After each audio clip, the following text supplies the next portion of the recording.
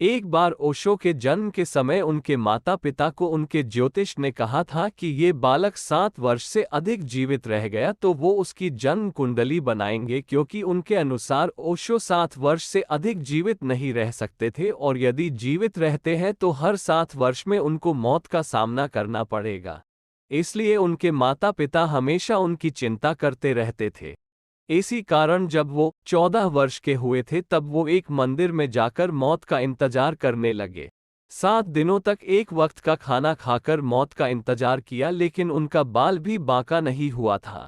1953 में 21 वर्ष की आयु में ओशो को मौलश्री वृक्ष के नीचे प्रबोध प्राप्त हुआ।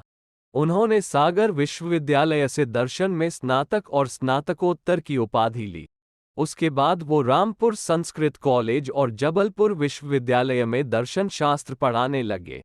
इसी दौरान उन्होंने पूरे देश का भ्रमण किया और गांधी व समाजवाद पर भाषण दिया।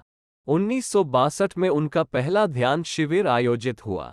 2 वर्ष बाद उन्होंने नौकरी छोड़ दी और ध्यान के मार्ग पर चल दिए।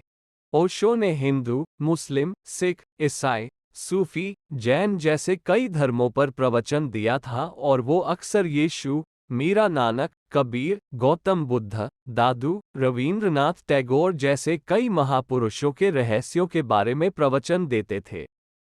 1970 में रजनीश ने ज्यादातर समय बॉम्बे में अपने शुरुआती अनुयायियों के साथ व्यतीत किया था, जो नव सन्यासी के नाम से जाते थे।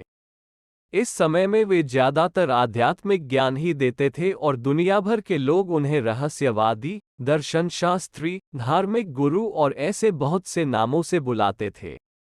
1974 में रजनीश पुणे में स्थापित हुए, जहां उन्होंने अपने फाउंडेशन और आश्रम की स्थापना की ताकि वे वहां भारतीय और विदेशी दोनों अनुयायियों को परिवर्तनकारी उपकरण प्रदान कर सके।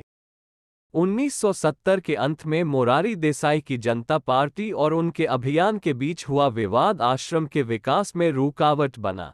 1981 में वे अमेरिका में अपने कार्यों और गतिविधियों पर ज्यादा ध्यान देने लगे और रजनीश फिर से ओरेगोन के वास्को काउंटी के रजनीशपुरम में अपनी गतिविधियों को करने लगे।